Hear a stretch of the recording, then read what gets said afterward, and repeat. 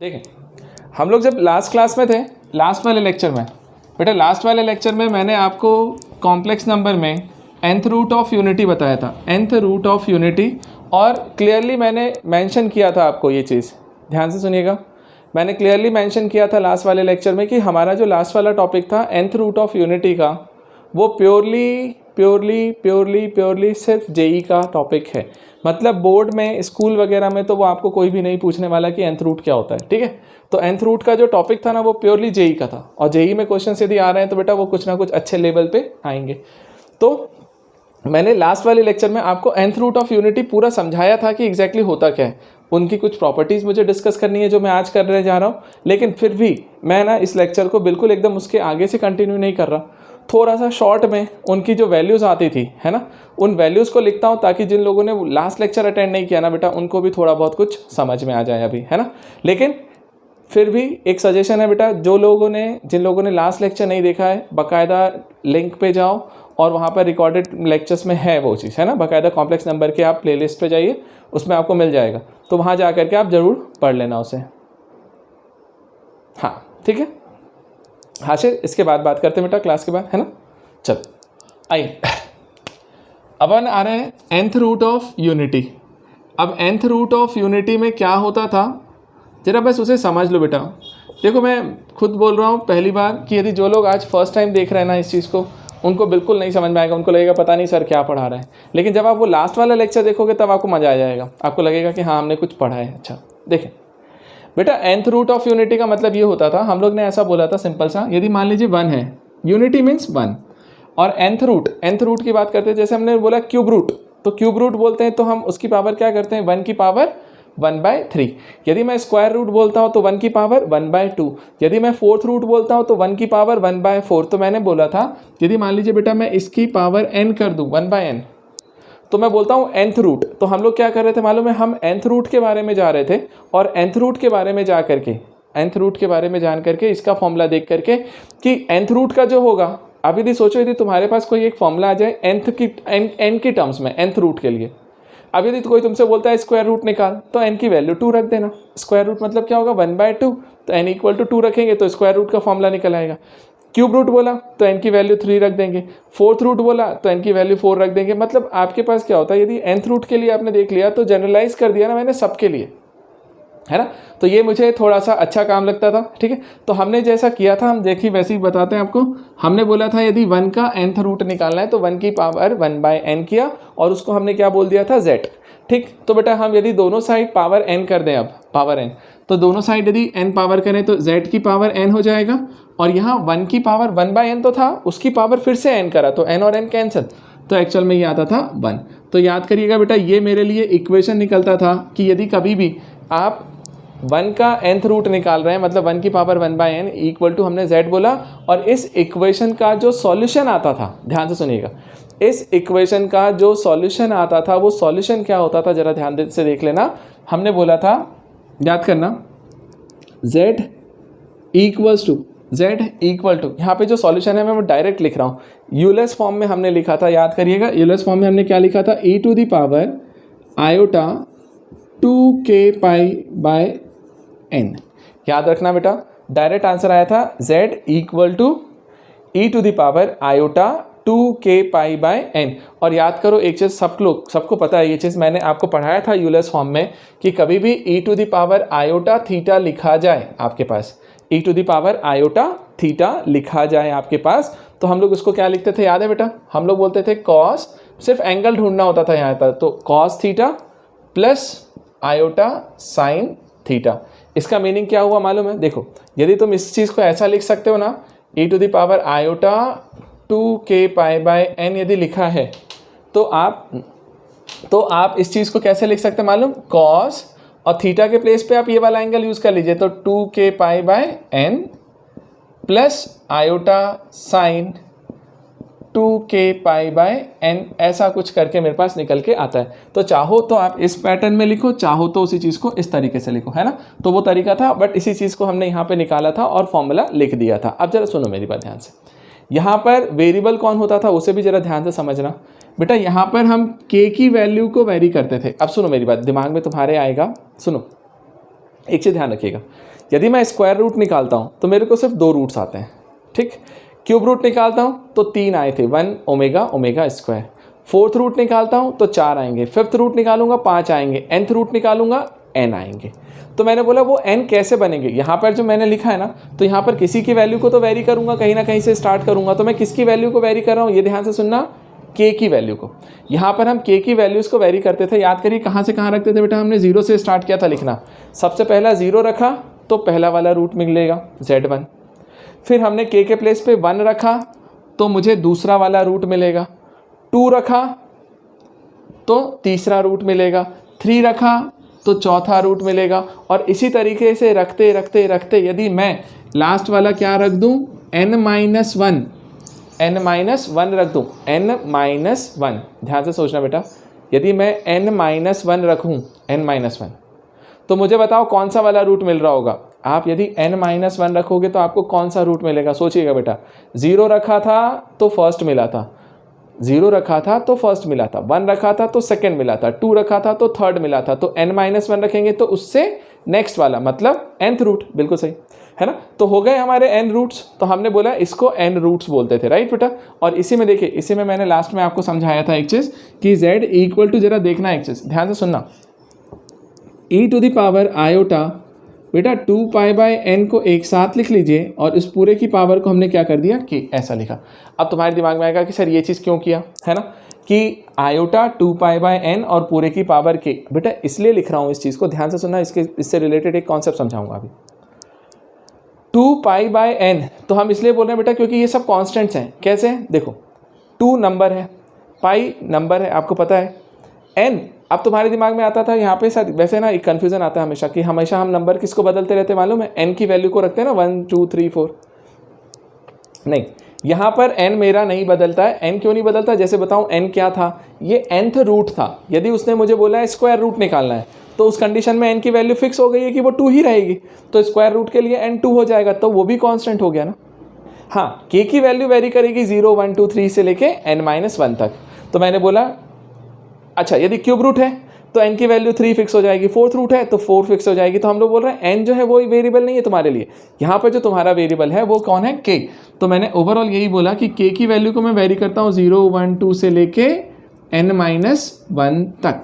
तो बेटा ये मेरे को सारे रूट्स देंगे। और सुनो, क्योंकि e की power iota 2 pi by n ये अपने आप में एक कांस्टेंट है, फिक्स वैल्यू है, तो इसको हमने शॉर्ट में लिख लिया alpha two the power k।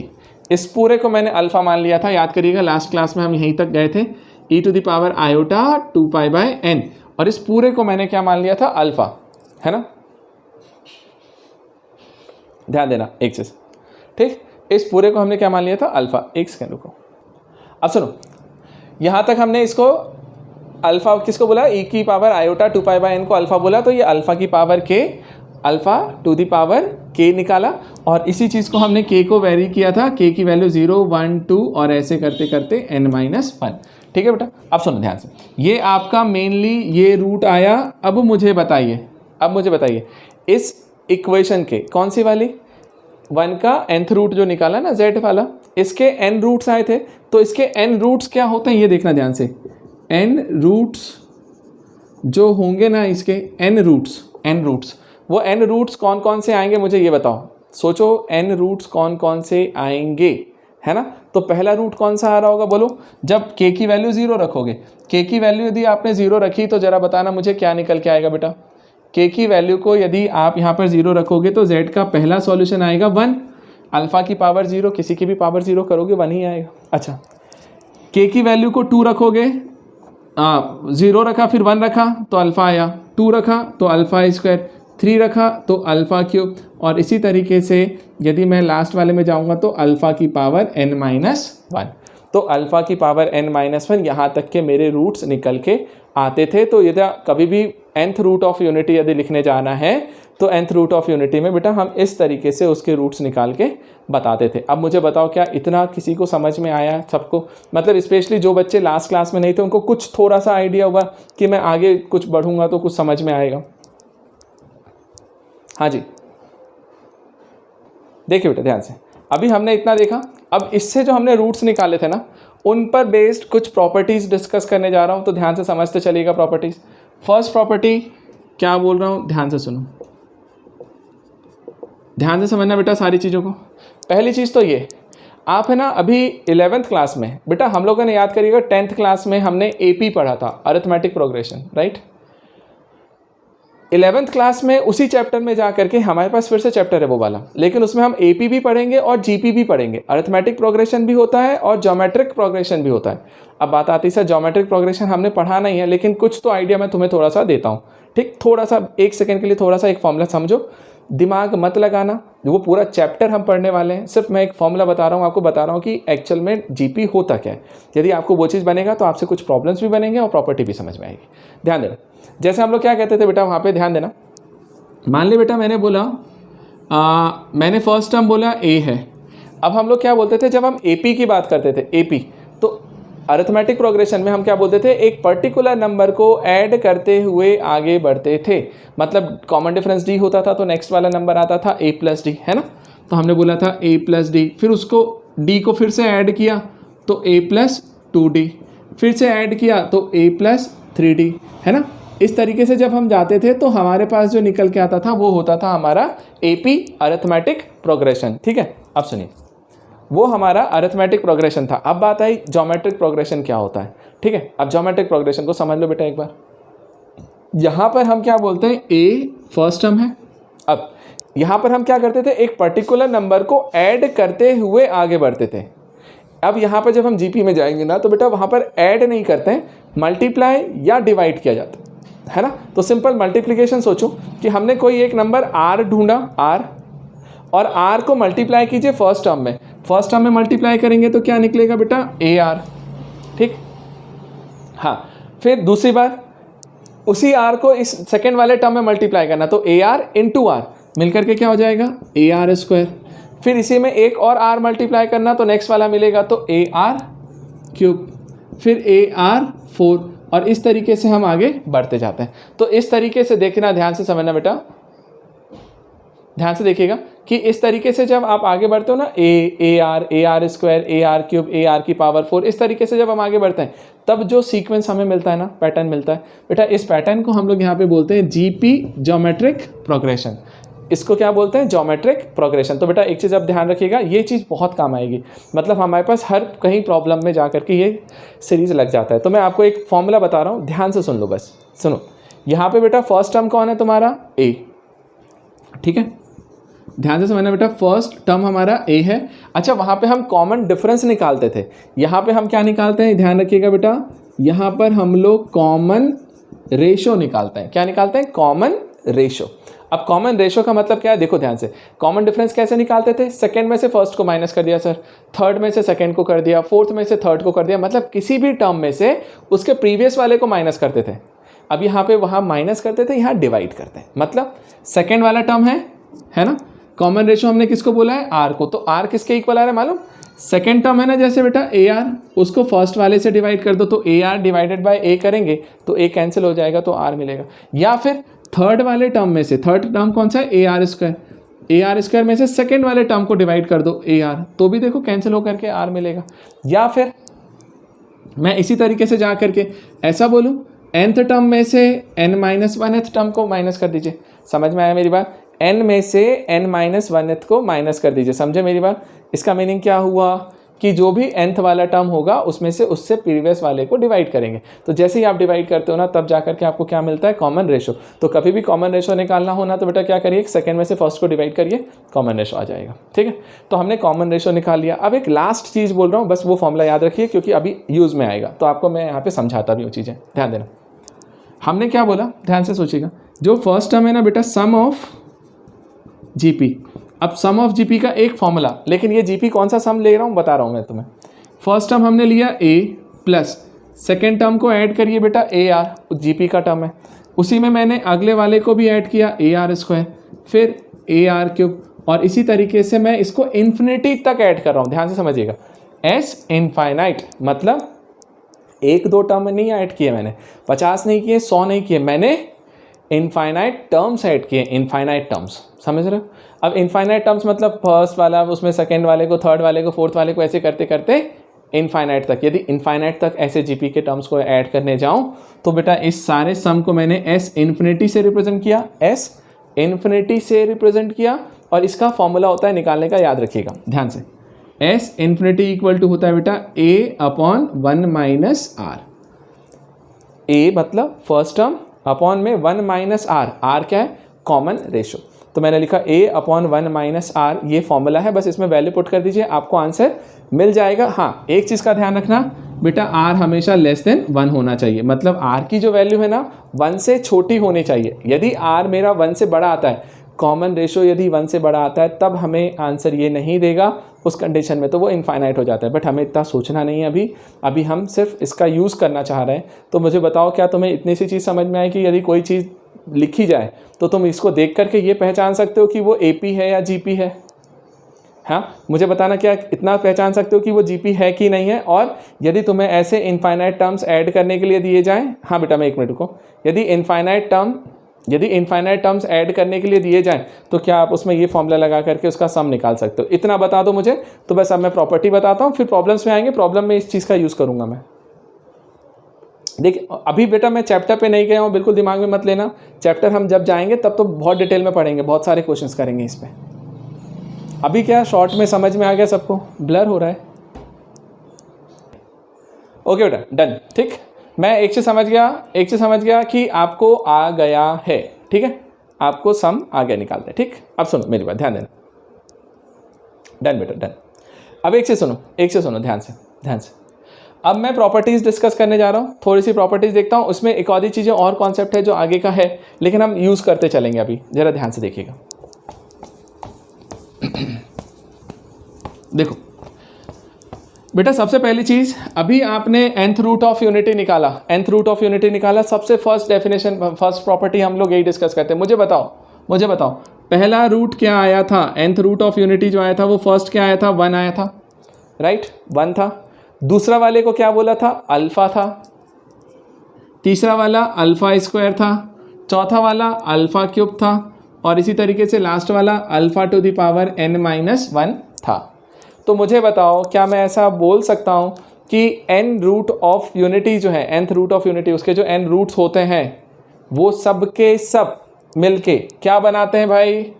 तो मैंने बोला GP बनाते हैं, ज्योमेट्रिक प्रोग्रेशन। क्या ये GP लग रहा है? बिल्कुल लग रहा है सर। फर्स्ट टर्म 1 है, उसमें मैंने एक कॉमन टर्म लिया अल्फ़ा। फर्स्ट टर्म 1 था, उसमें मैंने एक कॉमन टर्म लिया अल्फ़ा, तो 1 में अल्फ़ा मल्टीप्लाई किया तो ये मिला, फिर अल्फ़ा मल्टीप्लाई किया तो अल्फ़ा स्क्वायर, फिर अल्फ़ा मल्टीप्लाई किया तो अल्फ़ा क्यूब। मुझे दिख रहा है कि एक पर्टिकुलर नंबर को मल्टीप्लाई करते हुए आगे बढ़ रहा हूँ, मतलब ये जो पूरा सीक्वेंस बन रहा है वो मेरे को क्या बता रहा है? GP। तो पहली चीज़ याद रखिएगा कि nth रूट ऑफ यूनिटी के जो रूट्स होते हैं वो सब मिल करके क्या फॉर्म कर रहे होते हैं? GP। एक चीज़ तो, एक प्रॉपर्टी ये पहली। दूसरी प्रॉपर्टी आई, दूसरी प्रॉपर्टी हमसे क्या बोलता है, ये ध्यान से समझिएगा ना। दूसरी प्रॉपर्टी में हम क्या बताते हैं, बताएं? सम ऑफ रूट्स। क्या लगा रहे हैं? सम ऑफ रूट्स, ठीक है। अब जरा देखो, सम ऑफ रूट्स मैं आपको एक आधी जगह प्रूफ करके दे दूंगा छोटे से फॉर्मूले में, ठीक, आप समझना। सम ऑफ रूट्स मतलब क्या? पहला वाला रूट क्या था? 1, दूसरा क्या था सर? अल्फ़ा, तीसरा अल्फ़ा स्क्वायर, है ना बेटा, इसी तरीके से। और इसी तरीके से ऐड करते करते यदि मैं कहाँ चला जाऊँ? Alpha two the power n-1 तक। अब यदि मैं सारे n रूट, जो nth रूट्स आए थे मेरे पास, 1 आया था, अल्फ़ा आया था, अल्फ़ा स्क्वायर, उसको अल्फ़ा n-1 तक ऐड करने जाऊँ, अब एक चीज़ सोचो, बताओ, एक तरीका ये भी है यार, ये GP है ना, 1 अल्फ़ा स्क्वायर, तो ये GP का सम है, लेकिन n टर्म्स का सम है, n टर्म्स का। अब n टर्म्स का सम का फॉर्मूला जब हम आगे पढ़ेंगे तो उससे भी निकाल सकते हैं, लेकिन सुनो, मैं अभी तो बहुत सिंपल तरीके से बता रहा हूँ, बहुत सिंपल। ध्यान से सुनो मेरी बात, ध्यान देना। याद करो, मैंने स्क्वायर रूट ऑफ यूनिटी निकाला था, आपको वहीं से रिलेट करता हूँ, आपको समझ में आएगा। बेटा स्क्वायर रूट ऑफ यूनिटी में हमने क्या बोला था? 1 का स्क्वायर रूट निकालना है। तो यदि 1 का स्क्वायर रूट निकालते हो तो मान लो उसको x मान लो, ठीक है, चलेगा, x मान लिया। यदि मैंने x माना तो स्क्वायरिंग करता था, याद आ रहा है बेटा, इक्वल टू 1 आया। अब मुझे बताओ, इससे x की जो दोनों वैल्यूज़ आई थी, दोनों वैल्यूज़ क्या आई थी? तो एक आया था x इक्वल टू +-1। अब जरा बताओ मेरे को, इन दोनों रूट्स का सम कितना आएगा? पहला रूट क्या था? 1, प्लस दूसरा रूट क्या है? -1, तो दोनों रूट्स का सम तो 0 ही आया ना। हाँ, दोनों रूट का सम 0 आया। हाँ, समझो ना, मैं वही समझा रहा हूँ, हाँ ठीक है, ठीक। अब ठीक है बेटा, अब सुनो, मैंने बोला दोनों रूट्स का सम कितना आ रहा है, 0 आ रहा है। अच्छा एक और चीज़ देख, यहीं पर आपने याद करना क्यूब रूट निकाला था, क्यूब रूट आपने क्यूब रूट निकाला था, मैं यहाँ पे लिखता हूँ समझाता हूँ बेटा। 1 का क्यूब रूट निकाला था x, तो हमने निकाले थे इसके root x cube equal to 1 का, और हमने क्या निकाला था मालूम है, इसमें x की 3 वैल्यूज दी थी, याद करना 1 ओमेगा और ओमेगा स्क्वायर, है ना, क्यूब रूट ऑफ यूनिटी वाले चैप्टर टॉपिक में। अब सुनो, इन तीनों क्यूब रूट्स का सम कितना आया था, अंडा, याद है? तो वहाँ पे हमने बकायदा निकाल के देखा था 1 प्लस ओमेगा स्क्वायर की वैल्यू भी 0 आई थी। इसका मतलब क्या समझ में आ रहा है मालूम है? देख एक चीज़, यदि मैं इन दोनों रूट्स की सम को निकालूं तो भी 0 आता है, 3 का निकालूं तो भी 0 आएगा, 4 का निकालूं तो भी 0 आएगा। याद करना 4 के लिए क्या आते थे, मैं डायरेक्ट बोल देता हूँ, x to the power 4 equal to 1 होता था। 2 रूट आते थे +-1 और 2 आते थे ± आयोटा। आप ऐड करके देखो, सबका सम 0 हो जाएगा। तो हम यहाँ पर एक फॉर्मूला बना सकते हैं क्या sir, nth root of unity यदि है तो उनके सारे रूट्स का सम, उनके सारे रूट्स का सम, इन सारे रूट्स का सम क्या आता है, हमेशा 0। इन सब का रूट्स का सम कितना आया, 0। अच्छा देखो, अब मैं इसको एक प्रॉपर्टी से डिस्कस करता हूँ, ध्यान देना, ध्यान से देखना बेटा। देखो यार, हम जेई के पॉइंट ऑफ व्यू से पढ़ रहे हैं ना, तो उसमें मैं आपको टफ चीज़ों पे लेकर के जाऊंगा, मतलब कॉन्सेप्ट्स को समझाने की कोशिश करूंगा कि अलग अलग से हर तरीके से कैसे देखा जाए, है ना। मतलब मैं ये समझा के नहीं चलूंगा यहाँ पे कि मतलब कि चीज़ें बचा करके मैं तुम्हें बस निकाल दूँ, ऐसा नहीं।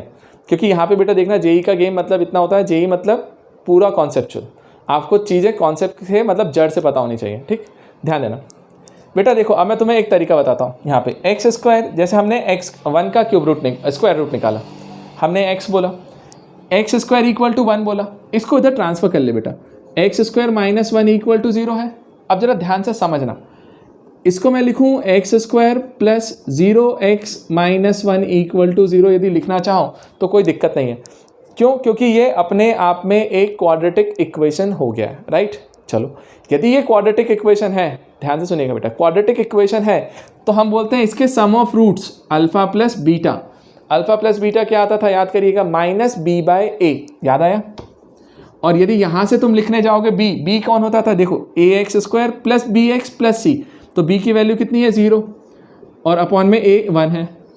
तो आप यहाँ से निकालने जाओगे तो भी तो सम ऑफ रूट्स हमेशा 0 ही आएगा ना, ठीक है। और सुनो, ये कब की बात थी मालूम है, जब मैं क्वाड्रेटिक की बात करता था, ध्यान से, क्वाड्रेटिक। अच्छा, क्यूबिक में बात करने जाऊँ ना, ध्यान से देखना, x³ -1 इक्वल टू 0 लिखोगे, इसको क्यूबिक बनाओ, ध्यान से देखना, आपको ये भी याद आ जाएगा, आपने क्वाड्रेटिक वाले चैप्टर में पढ़ा है 10th में। x³ कुछ नहीं है तो 0x² plus 0x plus c की जगह -1 इक्वल टू 0। अब बताओ, उसमें भी याद है जब हम 3 क्यूबिक के लिए देखने जाते थे तो हम बोलते थे sum of roots alpha beta gamma होते थे 3 रूट, तो उनके तीनों रूट्स का sum alpha plus beta plus gamma क्या आता था, वो भी -b/a ही था, याद आया। और -b/a मतलब क्या होता है मालूम है, देखो यदि मैं x³ लिख रहा हूँ ना, तो ये ax³ प्लस bx², तो x³ का है तो उससे छोटा वाला पावर, तो x² वाला उसका कोफिशिएंट कितना है, 0 डिवाइडेड बाय 1 फिर से 0। तो हम यहाँ से भी बोल सकते हैं कि ये जो इक्वेशन की प्रॉपर्टी थी ना, कि हम लोग बोलते हैं यदि सम ऑफ रूट्स निकालने होते हैं ना किसी भी क्यूबिक इक्वेशन या nth डिग्री ऑफ पॉलिनोमियल वाले के लिए, तो उनके सारे रूट्स का सम हमेशा क्या बताता है, -b/a। और a कौन होता है, सबसे हाईएस्ट पावर जो होती है ना x² वाला, उसका कोफिशिएंट, तो b कौन होता है, उसके नेक्स्ट वाले का, मतलब उससे जस्ट छोटे वाले पावर का। यहाँ पर जैसे x³ था तो उससे जस्ट छोटा पावर x² का कोफिशिएंट b है, ये a है, ठीक। अब इसी तरीके से सोचो जरा, एक सेकंड के लिए मैं आपको यहाँ पे रिकॉल रिलेट करके बताता हूँ यहाँ पे, कि शायद तुम्हें समझ में आ जाए। देखो ध्यान से, यहीं पे समझना, आप निकाल रहे थे 1 की पावर n का, ये z आया है ना, मैं लिखूँ बेटा z to the power n equal to 1, transfer कर ले यार, z to the power n -1 equal to 0, इसको लिख ले अच्छे से, कैसे, z की पावर n प्लस 0 z की पावर n -1 प्लस 0 z की power n -2 and so on, और ऐसा करते हुए लास्ट वाला नंबर -1, याद आया। अरे ऐसा लिख सकता हूँ ना मैं इस तरीके से। और इसमें भी बताओ, यदि इनके सारे रूट्स हैं जितने भी, तो इनके सारे रूट्स यही थे, तो मैंने बोला पहला 1 प्लस अल्फा और लास्ट वाला अल्फा की पावर n -1, ये किसके इक्वल आएगा, -b/a। और बताओ -b कौन है, 0, तो -0/1, तो आंसर इज 0। तो इस तरीके से हम लोग बोलते हैं कि सारे जीरोस का सम, मतलब nth रूट ऑफ यूनिटी के जितने भी रूट्स आए थे उन सब का सम हमेशा 0 आएगा। मुझे बताओ क्या ये प्रॉपर्टी क्लियर हुई, मेनली कॉन्सेप्ट के साथ क्लियर हुई। अच्छा, क्वाड्रेटिक वाले चैप्टर में ये सारी चीज़ें हम डिटेल में पढ़ने वाले हैं, आपको मज़ा आ जाएगा क्वाड्रेटिक जब पढ़ाऊँगा तो। ठीक है बेटा, है ना, आपको इतना क्लियर हो गया। दो प्रॉपर्टीज। तीसरी प्रॉपर्टी देखो, ध्यान से समझना, बट एक दो प्रॉपर्टी बची हैं, उसके बाद में हम जस्ट प्रॉब्लम पे ही जाने वाले हैं।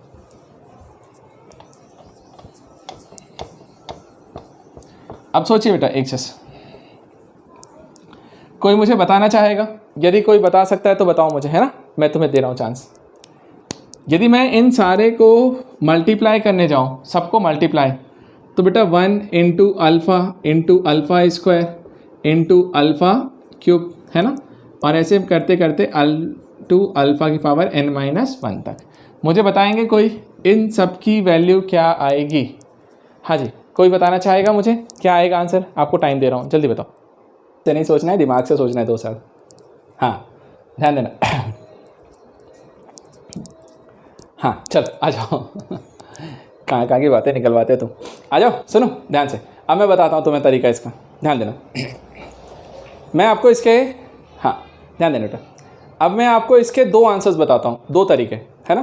पहले तो मैं आपको एक सिंपल तरीके से आपको मैं इसका आंसर लिख देता हूँ, फिर आपको बताता हूँ कि आप इसको फॉर्मूला वाइज भी जा सकते थे। जैसे देखो क्या बेटा, यहाँ पे इसके 2 आंसर्स हैं। अब जरा देखो, आपको समझ में आएगा। याद करो स्क्वायर रूट ऑफ यूनिटी, अरे nth रूट भी तो स्क्वायर रूट, क्यूब रूट और इनसे ही बना है ना। एग्जाम्पल ले लो ना यार, स्क्वायर रूट ऑफ यूनिटी देखो, स्क्वायर रूट, है ना। यदि हम 1 की पावर 1/2 स्क्वायर रूट लेते थे, उस समय पे क्या मिलता था? x की वैल्यू बताना मुझे। x आता था +-1, ठीक, +-1। अब जरा सोचो, उन दोनों का प्रोडक्ट करें, 1 इंटू -1, तो आंसर क्या मिलेगा? -1। मतलब जब मैंने स्क्वायर लिया, ध्यान से सुनना मेरी बात, जब मैंने स्क्वायर रूट की बात करी, स्क्वायर रूट मतलब क्या? पावर में, ये मतलब n की जगह कितना आ रहा था? 2। यदि मैं स्क्वायर रूट बोल रहा था तो उस समय मुझे प्रोडक्ट कितना मिला? -1। अच्छा, वहीं पे सोचो, जब आपने क्यूब रूट निकाला था इसका 1/3 का, तो आपको 3 वैल्यूज आई थी ना बेटा, एक 1 आया था, एक ओमेगा आया था और एक ओमेगा स्क्वायर आया था। और इन तीनों का प्रोडक्ट बताओ मुझे कितना आता था? तो 1 इंटू ओमेगा स्क्वायर, याद करिए ओमेगा क्यूब होता था और ओमेगा क्यूब की वैल्यू 1 थी। मतलब जब आपने क्यूब रूट निकाला ना, क्यूब रूट निकाला तो +1 आया, स्क्वायर रूट निकाला तो -1 आया। और एक और चीज़, यदि मान ले 4th वाले पावर की भी देख ले, तो 1 की पावर 1/4, तो इसके लिए निकालते थे तो देखो आंसर क्या आता था? एक होता था +1, एक -1, एक प्लस आयोटा, एक माइनस आयोटा। ठीक है, आप लास्ट लेक्चर देखोगे, आपको सब समझ में आ जाएगा। इन सब का प्रोडक्ट करो, 1 into -1 iota into minus iota. सोच तो क्या आएगा? 1 इंटू -1 मिलकर -1 और आयोटा इंटू आयोटा मिलकर माइनस आयोटा स्क्वायर। तो ये माइनस और ये आयोटा स्क्वायर की वैल्यू कितनी होती थी? -1, तो माइनस +1, आंसर -1 आया। मतलब मुझे क्या समझ में आ रहा है? ध्यान से सुनो मेरी बात यार। जब इवन वाला नंबर है ना n, ये n होता था, n यदि इवन है तो आंसर -1 मिलता है, और n यदि ऑड है, ऑड, तो आंसर +1 मिलता है। तो इवन में देखो, इवन के 2 केस देख लिए हमने, 2 वाला भी देखा, 4 वाला भी देखा, दोनों में -1 मिला, और ऑड वाले केस में हमेशा 1 मिला। तो मैं यहाँ क्या लिख रहा हूँ मालूम? यहाँ पे ये लिख रहा हूँ, देखो ध्यान से, इन सब का जो सम है बेटा, ये वैल्यू आपको +1 भी दे सकता है, लेकिन +1 ये कब देगा? जब आप n को कैसा लोगे? n odd. तो हमने बोला n बिलोंग्स टू का साइन है, और आप यहाँ पे लिख लीजिए ऑड नंबर्स, कि n यदि ऑड है, n यदि ऑड नंबर है, n यदि ऑड नंबर है तो उस समय 1 मिलेगा, और यदि n इवन हो जाए, इवन है ना, तो n यदि इवन हो जाए तो उस कंडीशन में मुझे आंसर -1 मिल रहा था दोनों जगह। तो मैंने बोला इस कंडीशन में -1 है, तो ऑड के केस में 1 और इवन के केस में -1, और ये मेरा रिजल्ट निकल के आता है। तो इस तरीके से जाकर के बेटा अपन को देखना होता है, तो इसकी जो वैल्यू होती है ना, ये 2 तरीके से निकलती है। चलो, अभी मैंने ये तुम्हें एग्जाम्पल लेकर के किया, जो चीज़ हमने लास्ट प्रीवियस क्लासेस में देखी थी। अभी देखो अगला, एक तरीका इसका ये भी था, मैं सिर्फ तरीका बता रहा हूँ, उसको सॉल्व नहीं करवाऊंगा। सॉल्व करने का तरीका आप आगे वाले चैप्टर्स में सीखोगे ना तब, है ना। हाँ, अब सुनो मेरी बात है, ध्यान देना। अगला वाला क्या तरीका था मालूम इसका? अभी तुम यदि देखने जाओ, ध्यान से देखना, गौर फरमाना। ये 1 था ना यार, 1 को मैं लिख सकता हूँ अल्फ़ा की पावर 0, लिख सकते हो सर, कोई दिक्कत नहीं है, ठीक है। अगला वाला क्या है? अल्फ़ा की पावर 1। अगला क्या है? Alpha square. अगला क्या है? Alpha cube. और ऐसे मल्टीप्लाई करते करते अल्फ़ा की पावर n-1। अब जरा इन सब को देखो ध्यान से और मुझे बताओ, alpha alpha alpha alpha alpha base, हाँ सुना ध्यान से बेटा, बेस जो है, बेस क्या सबका बेस अल्फ़ा है। तो मैंने बोला सबका बेस अल्फ़ा ही आ रहा है। तो हम लोग बोलते थे ना यदि सबका बेस सेम है तो पावर्स ऐड हो जाती हैं, तो पावर को ऐड कर दे, ये 0 + 1 + 2 और ऐसे करते करते n-1। अब जरा देखो ये अल्फ़ा की पावर, ऊपर जो सीक्वेंस दिख रहा है ना वो AP है। अरे 0 को भूल भी जाओ तो 1 + 2 + 3 अप टू n-1 है ना। तो देखो मैं लिखूँ इसको ऐसा, बेटा ये टोटल क्या हो गया होगा जरा सोचना, यहाँ 0 तो हटा ही दो, तो मैं लिखता हूँ 1 + 2 अप टू n-1। बेटा इसका सम क्या होता है बताओ, n टर्म्स के AP का सम क्या फॉर्मूला क्या था, n/2 first term plus last term.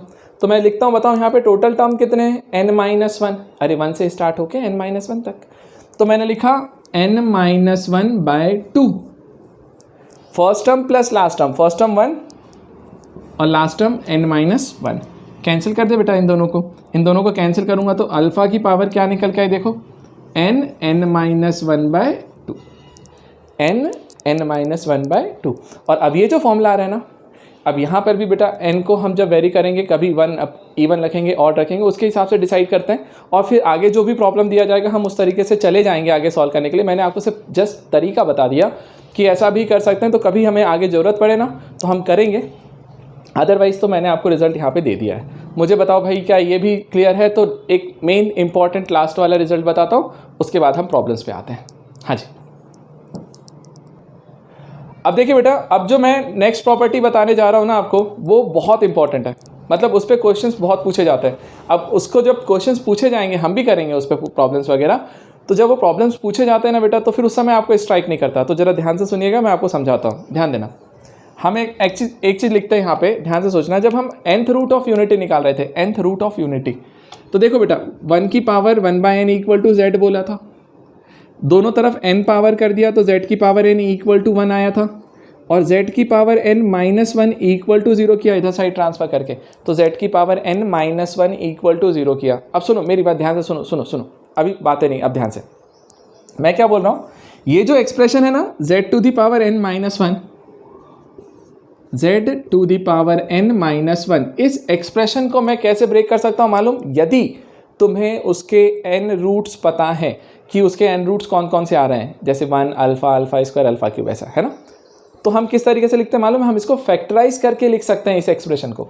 z⁴ n-1 का एक एक्सप्रेशन होता है, एक्सपांशन होता है, उसे ध्यान से समझिएगा। हम क्या लिखते हैं मालूम, हम लिखते हैं z-1। पहला रूट क्या आया था आपके लिए 1, तो मैंने लिखा z-1।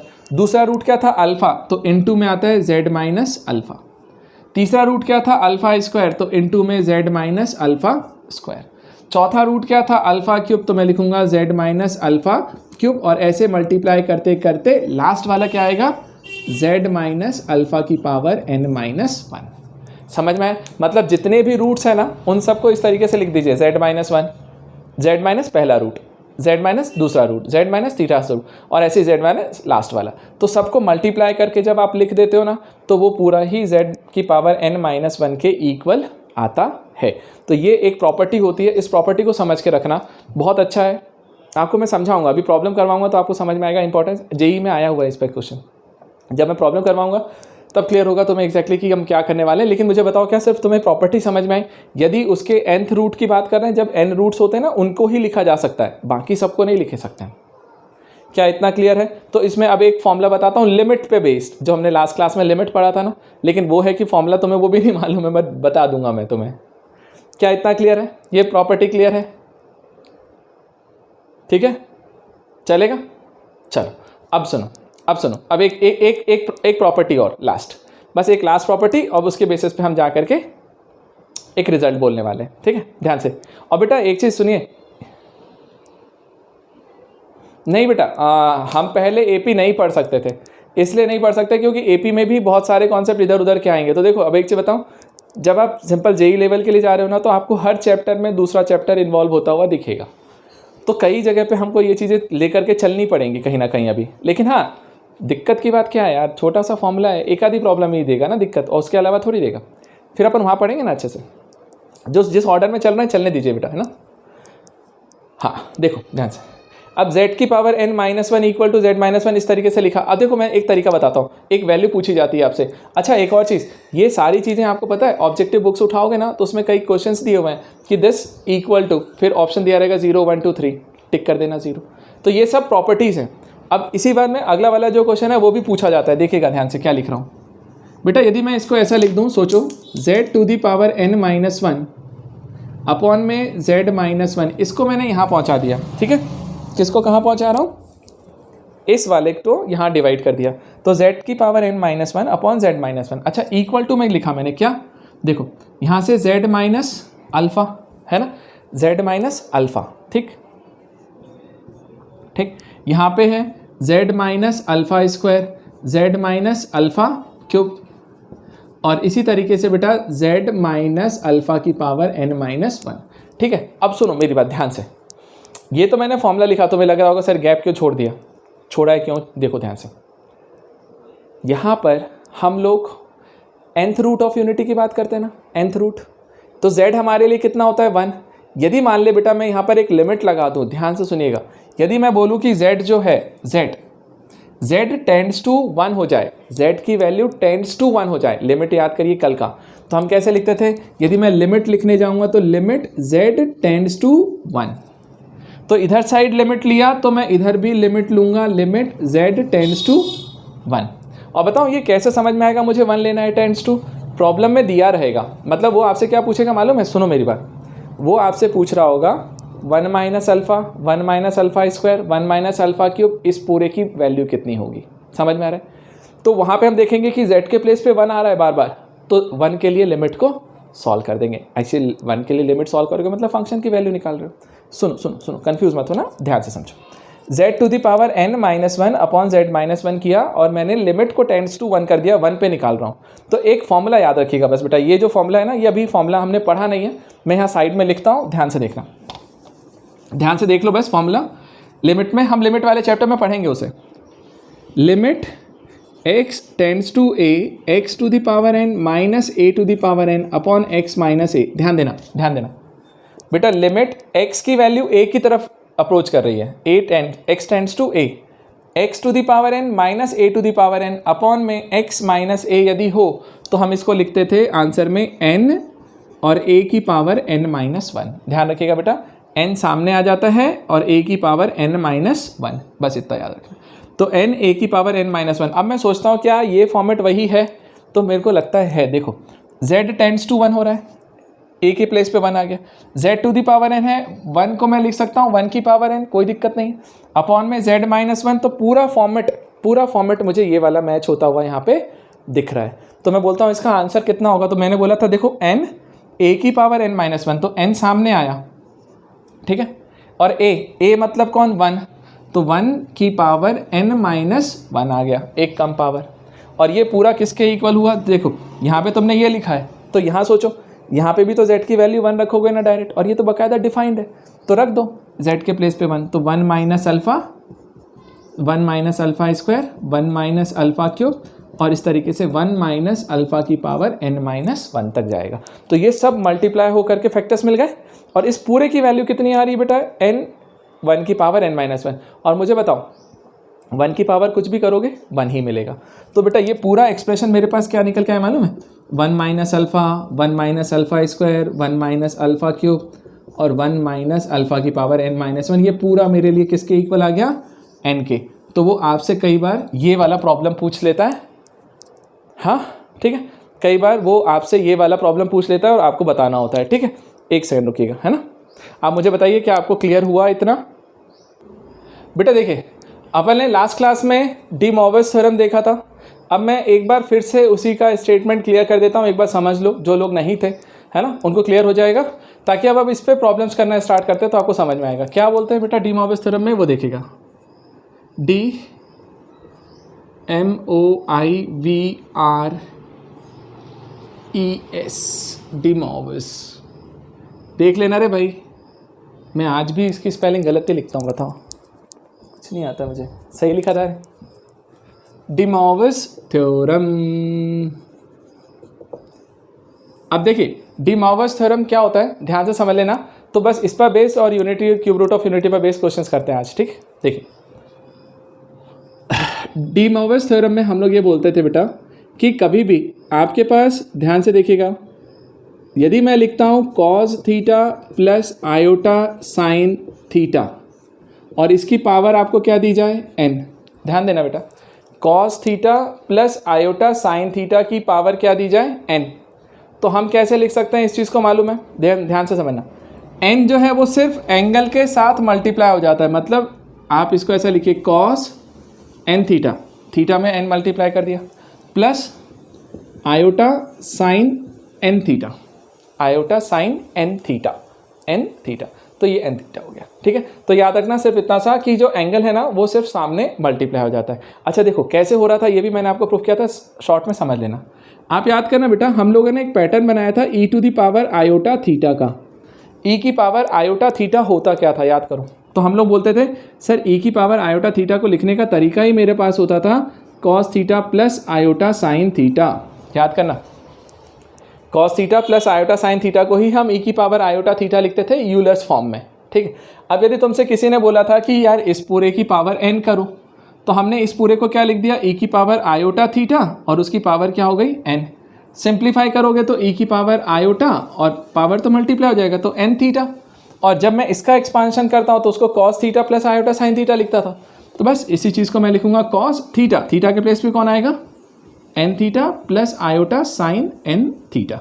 बस हो गया मेरा काम, इतना सा। तो ये एक्सपांशन था। तो देखो मैं ध्यान से मेरी बात को आप गौर फरमाना, क्या कभी आपको cos theta plus iota sine theta दिया रहेगा और आपको उसको ये लिखना पड़ेगा, मतलब समझ में आ रहा है, cos theta plus iota sine theta है तो उसको कभी भी आपको यूलर्स फॉर्म में लिखना पड़ सकता है, कभी यूलर्स फॉर्म को कॉस थीटा साइन थीटा में लिखना पड़ सकता है। तो बस ये वाला रिलेशन बहुत अच्छे से याद रखिए, और ये वाला फॉर्मूला, ये जो है एक्चुअल में ये जो चीज़ है ना, ये डी मोविस थ्योरम है, ये डी मोविस थ्योरम का स्टेटमेंट है, और इनका बेस यूज़ करके हम लोग बहुत सारे प्रॉब्लम्स करने वाले हैं। बस हो गया मेरा काम।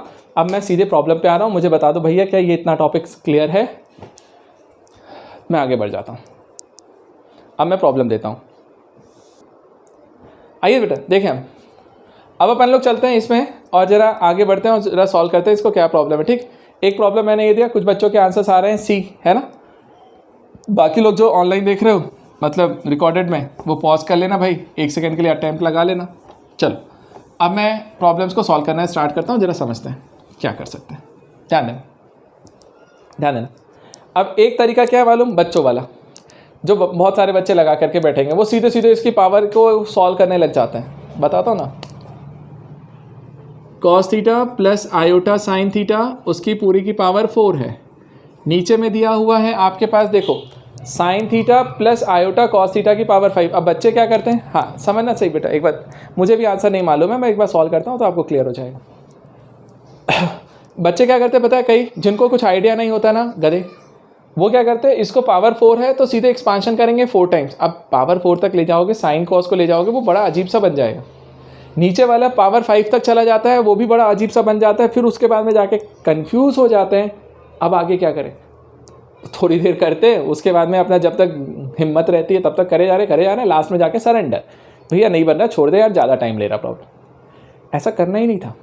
आपको बताऊँ एक चीज़ बेटा, जेई में यदि कोई प्रॉब्लम तुम्हें ऐसा लग रहा है ना बहुत लेंदी जा रहा है सर मेरे से सॉल्व करने पे, इसका मतलब है कि तुम गलत अप्रोच पे जा रहे हो। मतलब आप उसको एक बार ज़रूर सोचा करो कि सर कोई दूसरा तरीका तो नहीं जहाँ पे सिंपल तरीके से चले जाएं। तो देखो ध्यान से, यहाँ सिंपल तरीका क्या है, कभी भी पावर ज़्यादा रहता है, जो भी रहता है ना, उसको सॉल्व करने का तरीका मैंने आपको यूलर फॉर्म दिया है। अब यूलर फॉर्म में देखो, मुझे मालूम था कि ई की पावर आयोटा थीटा मैं किसको बोलता हूँ, मैं बोलता हूँ cos theta plus iota sine theta को, है ना। तो देखो तो ज़रा, मैं इसको न्यूमरेटर की बात करता हूँ, cos theta plus iota sine theta है, तो मैं इसको लिख देता हूँ ना ई की पावर आयोटा थीटा और उसकी पावर में क्या आ जाएगा 4, ये रहा। तो थोड़ा इजी हो गया मेरे लिए। ठीक है, चलो नीचे वाले में गए। अब नीचे वाला धोखा दे रहा है। क्यों धोखा दे रहा है, देखो यार sine theta plus iota cos theta है, लेकिन हम किसको लिखते हैं याद रखिएगा, cos theta plus iota sine theta. तो डरने का नहीं, बना लेंगे। कैसे, आई कॉमन ले लो। अब यहाँ से यदि मैं आई कॉमन लूँगा तो ज़रा सोचना क्या आएगा, ध्यान देना बेटा। मैंने आयोटा बाहर निकाला तो आयोटा की पावर 5 बाहर निकला, और देखो मैं लिख के बताता हूँ कि मैं क्या मिल रहा होगा, cos theta plus 1 upon iota sine theta whole power 5। ध्यान से देखना बेटा क्या लिखा मैंने, मैंने आयोटा कॉमन लिया तो यहाँ का आयोटा खाली हो गया, तो ये कॉस थीटा बना। यहाँ पे आयोटा था ही नहीं तो वो 1 अपॉन आयोटा हो गया, और पूरा आयोटा था वो बाहर निकलेगा तो आयोटा की पावर 5 बन करके निकलेगा, क्योंकि पावर 5 था। तो मैंने उसको इस तरीके से लिखा। मुझे बताओ सबसे पहले क्या ये वाला स्टेप क्लियर है? इसमें कन्फ्यूजन तो नहीं है? देखो बेटा, जिन लोगों को ये कॉमन लेते नहीं आता ना, ध्यान देना, बहुत सिंपल है, बहुत सिंपल है। अच्छा क्लियर हो गया ना सबको? ठीक है। यहाँ पे आयोटा था, यदि आप आयोटा कॉमन ले रहे हो, नहीं होता तो यहाँ पे आयोटा से मल्टीप्लाई, यहाँ पे आयोटा से डिवाइड कर लो, और न्यूमरेटर वाला आयोटा पूरे में से बाहर निकाल दो, तो डिनोमिनेटर वाला एक आयोटा बच जाएगा साइन के साथ, वो बच गया यहाँ पे। और अब अगली स्टेप में क्या करना, देखो आयोटा की पावर 4, आपको पता है आयोटा 4 कितना होता है? 1, और बचेगा कितना? इसको हम आयोटा की पावर 5 को हम क्या लिखेंगे बेटा? आयोटा 4 इंटू आयोटा, और इधर सोचो ये बना कॉस थीटा प्लस, बेटा ये आयोटा मुझे डिवाइड में कभी पसंद नहीं है, तो मैं बोलता हूँ आयोटा से मल्टीप्लाई, आयोटा से डिवाइड। तो हमने आयोटा से मल्टीप्लाई किया, डिवाइड किया, तो नीचे आयोटा स्क्वायर बन गया, इनटू में क्या आया? Sine theta. ठीक, चलो अब जैसे ही मैंने ये चीज़ लिखा, तो अब जरा देखो आयोटा 4 कितना होता है? 1, तो यहाँ पे आया होगा सिर्फ आयोटा, तो मैंने देखो यहाँ पे लिख रहा हूँ e की पावर आयोटा। अच्छा ये 4 मल्टीप्लाई हो जाएगा तो 4 थीटा बन गया अपॉन में, यहाँ पर एक आयोटा आ गया। ठीक, सुनो आयोटा, अगला यहाँ पे क्या बनेगा बताना? यहाँ मिलेगा कॉस थीटा, और देखो ये आयोटा स्क्वायर की वैल्यू -1, तो ये माइनस हो जाएगा, तो माइनस आयोटा साइन थीटा, ये बन गया। और इस पूरे की पावर कितनी थी? 5, ये रहा, मैंने इसकी पावर 5 लिख दिया। ठीक है, अब जरा सुनो सुनो सुनो सुनो सुनो, ध्यान देना। इस पूरे को कैसे सॉल्व करोगे? इस पूरे को सॉल्व यदि करने के लिए जाएं तो ध्यान देना बेटा, इस आयोटा को भी हम बाहर ही रख लेते हैं, चलेगा? 1 आयोटा, ये तो हो गया e की पावर आयोटा 4 थीटा। बेटा इसे सोचो, इसको क्या लिख सकते हो? तो ध्यान रखना, मैंने तुम्हें एक फॉर्मूला दिया था, ध्यान देना बेटा, ट्रिग्नोमेट्री बहुत यूज़ होती है यहाँ पे। Cos minus theta plus iota sine minus theta, क्या मैं इसको ऐसा लिख सकता हूँ? सोचना ध्यान से, क्यों लिख रहा हूँ वो भी समझ में आएगा। साइन माइनस थीटा का मतलब क्या होता है? माइनस साइन थीटा, फॉर्मूला था, तो ये माइनस हो गया होगा यहाँ से, माइनस आयोटा साइन थीटा, और कॉस माइनस थीटा तो कॉस थीटा ही होता है, तो हमने ये फॉर्मूला निकाल दिया। और सुनो मेरी बात, यदि तुम नहीं कुछ आ रहा है ना, तो तुम्हें मैंने आर्ग्यूमेंट निकालना सिखाया था, तो आर्ग्यूमेंट ही निकाल रहा है। कौन सा क्वाड्रेंट है ये? 4th वाला, तो 4th क्वाड्रेंट में वो नेगेटिव होता है। ठीक है, तो मैंने माइनस थीटा लिख दिया, और जैसे मैंने ये चीज़ लिखा ना, अब देखो मेरा आंसर आ गया, ये 1 आयोटा, ये e की पावर आयोटा 4 थीटा, बेटा ये क्या बनेगा बचाओ? e की पावर आयोटा माइनस थीटा, तो मैंने लिखा माइनस थीटा और पूरे की पावर 5। सॉल्व करिए, 1 आयोटा e की power iota 4 theta upon e की पावर माइनस आयोटा 5 थीटा। ऊपर ले जाओ, ऊपर ले जाओगे तो 1 आयोटा, ये बनेगा e की पावर आयोटा 4 थीटा, और ये ऊपर जाएगा तो पावर इवन हो जाएगा, मतलब प्लस हो जाएगा। ठीक है, इन दोनों को सॉल्व किया तो क्या निकला? 1 आयोटा e की पावर आयोटा 9 थीटा। बेटा बेस सेम है तो पावर ऐड हो जाएंगी, तो 4 थीटा प्लस 5 थीटा मिलके 9 थीटा हो गया। अब जैसे ये 9 थीटा हो गया ना, तुम्हारा आंसर आ गया। अब तुम्हें इसे लिख दो वापस से यूलर फॉर्म में। यूलर फॉर्म क्या था? क्या था यूलर फॉर्म बताओ? ये था cos theta plus iota sine theta, तो थीटा के प्लेस पे 9 थीटा, तो मैं क्या लिखूंगा ब्रैकेट में? कॉस 9 थीटा, है ना, प्लस आयोटा साइन 9 थीटा, ये बन गया। ठीक है, अब देखो अभी भी मेरा आंसर मैच नहीं किया इसमें से कि कौन सा वाला आ रहा है। अब इसमें से आंसर मैच करवाने के लिए मुझे फिर से और कैलकुलेशन करना है यहाँ पे। वो क्या करना है, ध्यान से देखो, ये आयोटा अच्छा नहीं लग रहा ना, आयोटा को ऊपर ले जाना पड़ेगा, आयोटा से मल्टीप्लाई डिवाइड। अरे ये सब जो हम कॉम्प्लेक्स में कर चुके हैं, तो ऊपर क्या बन गया होगा सोचो? ऊपर बनेगा आयोटा, नीचे बनेगा आयोटा स्क्वायर, तो आयोटा स्क्वायर की वैल्यू -1।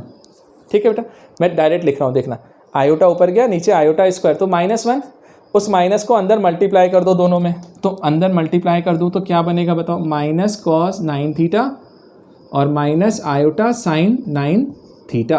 ठीक, लास्ट काम, इस आयोटा को अंदर ले जाओ। आयोटा को यदि मैं अंदर लेकर के जाऊँ यहाँ से, ठीक है बेटा, तो देखिएगा इस आयोटा को अंदर लेकर के जाऊँगा तो क्या लिखूँगा बताओ? ये वाला पहले लिख देता है, ये इसको लिखते हैं माइनस आयोटा कॉस 9 थीटा, और ये हो जाएगा minus iota square sine 9 theta. ठीक, लिख दिया। और सुनो फिर क्या करेंगे, सुनना, आयोटा स्क्वायर की वैल्यू कितनी है? -1, तो माइनस माइनस प्लस हो जाएगा, तो ये क्या निकल के आया, साइन 9 थीटा, ये प्लस वाला, माइनस आयोटा कॉस 9 थीटा, और ये मेरा रिजल्ट है, sine 9 theta minus iota cos 9 theta. तो मेरा ऑप्शन क्या निकल के आया, डी। ठीक, अब सुनो मेरी एक बात, मैंने आपको पूरा प्रॉब्लम क्लियर किया। आपको लग रहा होगा कि सर इतना लेंथी गया, एक्चुअल में ये लेंथी नहीं है, मैंने तुम्हें समझाया ना, एक एक चीज़ को, एक एक कैलकुलेशन को समझा रहा हूँ ना, इस चक्कर में लेंथी गया। मतलब जब तुम्हारे दिमाग में सारी चीज़ें रहती हैं ना, प्रॉपर्टी फॉर्मूला वगैरह है, तब तो तुम फास्ट करके निकल जाओगे। मतलब विद इन, मैं बोलता हूँ 1 मिनट के अंदर में तुम्हारा आंसर आराम से आ जाएगा इसका। बट वही है, आपको चीज़ें पता होनी चाहिए। तब मुझे अभी क्या एक एक चीज़ मुझे समझानी पड़ी ना, कि कॉमन निकाला हूँ तो क्यों निकाला हूँ, कैसे निकाला हूँ, बाद में आपको करते समय थोड़ी सोचना है, तो आप बहुत फास्ट करके निकलोगे। मुझे बताओ क्या आपको क्लियर हुआ, अच्छा प्रॉब्लम था, बताइएगा, फिर मैं और अच्छा